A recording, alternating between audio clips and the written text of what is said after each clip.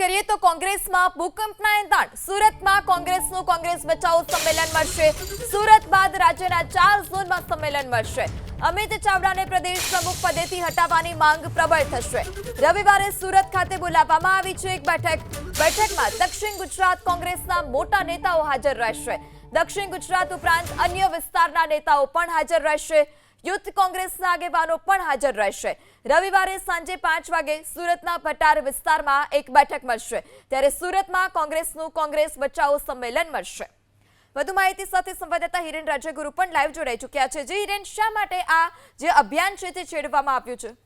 પૃથા, સ્થાનિક સ્વરાજ્યની સંસ્થાઓની ચૂંટણીના પરિણામ જે હાલમાં આવ્યા છે એ પરિણામ કોંગ્રેસ માટે ખૂબ જ ખરાબ પરિણામ આવ્યા છે, જેને લઈ અને એક માંગ એ ઉઠી છે કે જે પ્રદેશ નેતૃત્વ છે તેમાં ફેરબદલ કરવામાં આવે। કેટલાય લોકો એવા છે કે જે અમિત ચાવડાથી નારાજ ચાલી રહ્યા છે। એ પૈકીના એક ગૌરવભાઈ, જે દક્ષિણ ગુજરાતના છે, ગૌરવ પંડ્યા, એણે પોતાની વાત પણ સોશિયલ મીડિયાથી મૂકી હતી। જ્યારે સમીક્ષા કરવાની બેઠકો ગુજરાત પ્રદેશ કોંગ્રેસ સમિતિ ખાતે શરૂ થવાની હતી એના ગણતરીના કલાકો પહેલાં તેણે બકરા શોધ અભિયાન એમ કરીને એક પોસ્ટ મૂકી હતી। ત્યારબાદ 4 દિવસ પછી કોંગ્રેસની સુરતમાં એક આગેવાનોની બેઠક મળી હતી। એ બેઠક પણ આ ગૌરવ પંડ્યાની આગેવાનીમાં મળી હતી અને એ બેઠકની અંદર નક્કી કરવામાં આવ્યું હતું કે ગુજરાતની અંદર હવે કોંગ્રેસે જ કોંગ્રેસ બચાવો સંમેલન શરૂ કરવું પડશે, જેની શરૂઆત આગામી રવિવારે સાંજે 5 કલાકે સુરતના ભટાર વિસ્તારમાં એક જગ્યાએ આ સંમેલન મળવા જઈ રહ્યું છે। ગૌરવ પંડ્યા તેની આગેવાની લઈ રહ્યા છે, પરંતુ દક્ષિણ ગુજરાતના તમામ કોંગ્રેસના મોટા નેતાઓ આ સંમેલનની અંદર ઉપસ્થિત રહેવાના છે। માત્ર દક્ષિણ ગુજરાત જેટલી પૂરતી જ આ વાત નથી, આ સંમેલનની અંદર ગુજરાતભરના કેટલાય મોટા નેતાઓ ઉપસ્થિત રહેવાના છે। આ ઉપરાંત કેટલાય મોટા નેતાઓ પડદા પાછળ રહી અને આ સંમેલનને સમર્થન આપવાના છે। આ સંમેલનની અંદર તારીખો નક્કી થશે। ગુજરાતના 4 ઝોનમાં 4 સંમેલન કરવાના છે।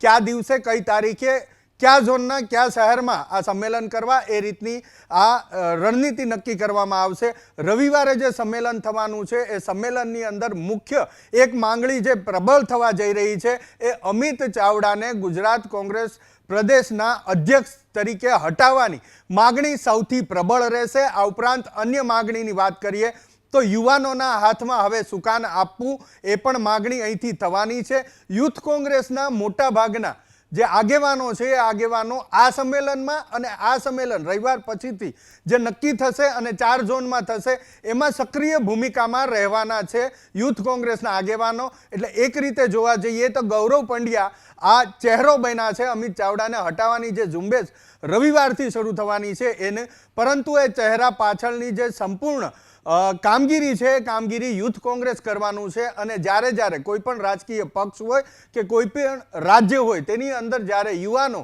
કોઈ પણ પ્રકારની ચળવળ શરૂ કરતા હોય છે તો એ પરિણામલક્ષી મોટા ભાગે થતી હોય છે અને ધરખમ ફેરફાર આવતા હોય છે। કોંગ્રેસ માટે પણ રવિવારે મળનારું આ સંમેલન એ ભૂકંપ સમાન સાબિત થાય તેવું લાગી રહ્યું છે। કોંગ્રેસ કરતાં પણ અમિત ચાવડા માટે આ સંમેલન ઘણું જ મહત્વપૂર્ણ અને તેની વિરુદ્ધનું આ સંમેલન થવા જઈ રહ્યું છે।